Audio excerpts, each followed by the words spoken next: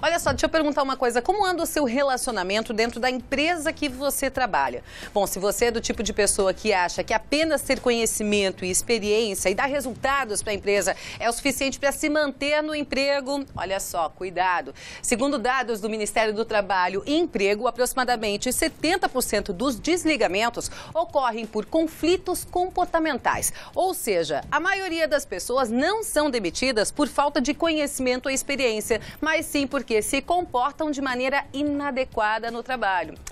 Para falar sobre o assunto, eu estou recebendo aqui o doutor em Psicologia do Trabalho, Ramiro Zinder. Olá, Ramiro, bem-vindo ao Ver Mais. Ramiro, quer dizer então que o conhecimento é fundamental, mas não é tudo. Não é tudo. A gente trabalha com a ideia de competência hoje, que inclui os conhecimentos, as habilidades e mais as atitudes, que são os comportamentos que as pessoas precisam desempenhar no trabalho para que sejam adequados à cultura da organização. Agora, qual é o tipo de comportamento que desagrada mais às empresas?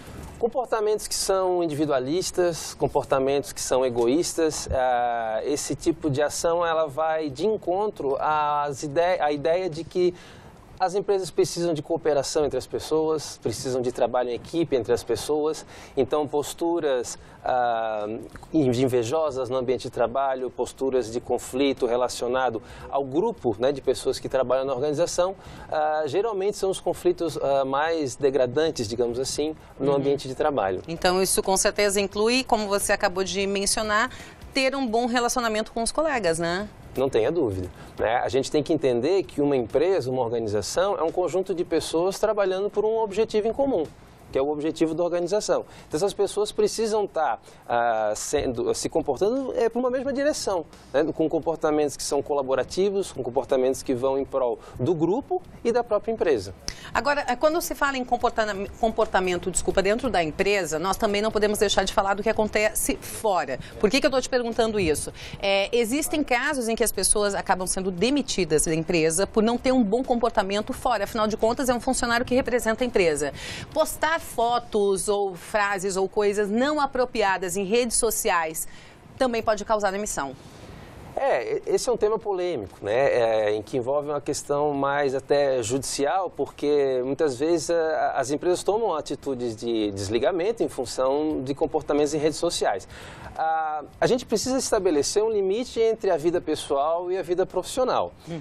O que a pessoa faz fora do ambiente de trabalho não necessariamente significa que ela vai ser um bom ou um mau profissional. Agora, o que não pode acontecer é que a pessoa se utilize da função que ela exerce ou do nome da organização, ou se a pessoa de uma certa forma carrega a imagem dessa organização, isso pode trazer consequências negativas para ela, sim.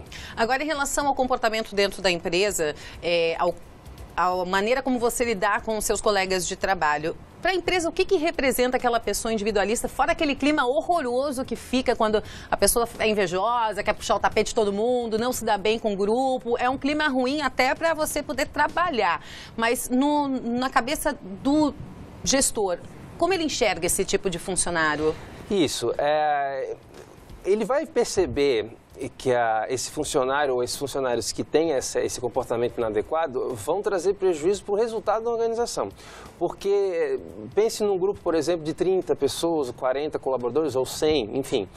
Um pequeno grupo, duas pessoas, 5 pessoas que criam conflitos constantemente dentro da organização acabam contaminando todo o grupo. Então, o clima fica ruim, como falasses, as pessoas passam a não ter mais tanta satisfação de trabalhar naquele local, porque sabe que vão todo dia encontrar pessoas que não se relacionam bem, que vão todo dia ter que encarar alguns conflitos que surgem a partir desses problemas de relacionamento. Então, o clima organizacional ele fica ruim, isso prejudica o desempenho da empresa, isso prejudica o desempenho dos colaboradores, então o gestor ele começa a perceber esses problemas quando ele começa a verificar que os resultados da empresa não vão bem, que os clientes começam a reclamar da empresa dele, então ele começa a perceber que tem alguma coisa acontecendo.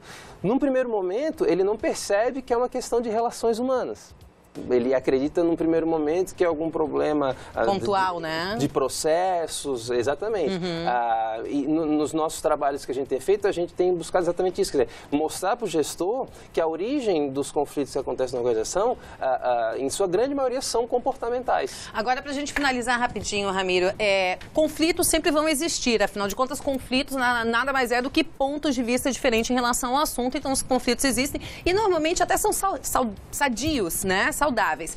Como lidar com o conflito? Para a gente finalizar rapidinho, como lidar com o conflito? A dica aí para o nosso telespectador. Isso, o conflito, ele emerge porque alguma situação não está boa.